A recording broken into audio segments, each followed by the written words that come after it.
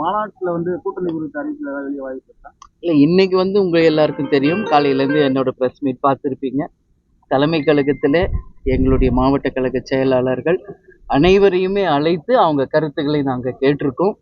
அதை ஒரு வாக்கு மாதிரி அவங்கவுங்க கருத்தை எழுதி கொடுத்திருக்காங்க.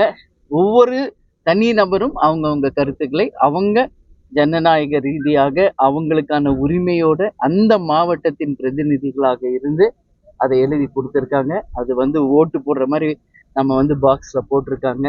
அதை நாளை இல்லை நாளை மறுநாள் பிரித்து பார்த்துட்டு 9ஆம் தேதி மாநாடுக்கு வரும் பொழுது எங்கள் ஒட்டுமொத்த மாவட்ட கழக செயலாளர்கள் மூலமாக தமிழ்நாடு முழுக்க இருக்கும் நிர்வாகிகள் தொண்டர்களுடைய எதிர்பார்ப்பு என்ன, எப்படி நம்ம கூட்டணி அமைக்கணும் அப்படிங்கிறதுக்கான எல்லா கருத்துகளும் அதில் இருக்கு. அதை நிச்சயமாக நான் மாநாடு திடலில் சொல்வேன். மாநாட்டில் எவ்வளவு பேர் பங்கேற்பாங்க எதிர்பார்ப்பு? நாங்க நிறைய ஒரு பெரிய அளவு, ஏன்னா கேப்டனுடைய கட்சி கேப்டன் மாநாடுன்னா என்னன்றது இன்னைக்கு உலகமே தெரிஞ்ச ஒரு விஷயம். இதுவரைக்கும் தமிழ்நாட்டில் இதுவரைக்கும் நடந்த அத்தனை மாநாடுகளிலும் மதுரையில் நடந்த மாநாடு தான் இன்னைக்கு வரைக்கும் சரித்திரம். அதுக்கு அடுத்து நடந்த பல்வேறு மாநாடுகள், இளைஞரணி மாநாடு, மகளிர் மாநாடு, அதே போல சேலத்தில் நடந்த மாநாடு, விழுப்புரத்தில் நடந்த மாநாடு, நான் ஒவ்வொன்றா சொல்லிகிட்டே போகலாம்.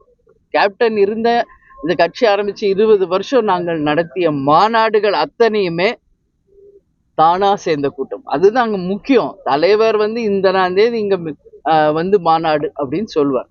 அவங்கவுங்க வண்டி வச்சு அவங்கவுங்க சோறு கட்டி அவங்கவுங்க சேர்ற ஒரு மாநாடு, அதுதான் தேமுதிகவின் மாநாடு என்பதை நான் பெருமையோட இந்த நேரத்தில் சொல்ல கடமைப்பட்டேன்.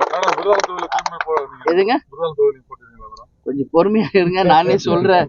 விருதாச்சலம் தொகுதி எப்பவுமே எங்க தொகுதியால எந்த மாற்று கருத்து இல்லை.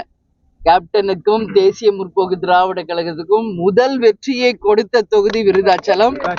இந்த கடலூர் மாவட்டம் விருதகிரீஸ்வரர் அருளால், விருதாம்பிகை அருளால் ஒரு மகத்தான வெற்றியை கொடுத்த தொகுதி. என்றைக்கும் எங்களுடைய நெஞ்சிலிருந்து அகலாத ஒரு தொகுதி. அதனாலதான் அந்த சிறப்பு இந்த வாட்டி கடலூர் மாவட்டத்திற்கு அந்த மாநாடுக்கான அந்த சிறப்பு இன்னைக்கு வந்திருக்கு. எனவே உங்கள் எதிர்பார்ப்பு என்ன அப்படின்றது எனக்கு தெரிகிறது. கொஞ்சம் வெயிட் பண்ணுங்க. ஏன்னா ஒட்டுமொத்தமாக எல்லாருடைய கலந்தாலோசனைக்கு பிறகு கூட்டணி முடிவு செய்யணும். அதுக்கப்புறம் தொகுதிகள், அதுக்கப்புறம் யார் வேட்பாளர், எந்தெந்த தொகுதி, இதெல்லாமே இருக்கு. ஸோ இவ்வளோ நாள் வெயிட் பண்ணிட்டீங்க, கொஞ்சம் வெயிட் பண்ணுங்க. தெளிவாக உங்களுக்கு நான் சொல்றேன். கூட்டணி 234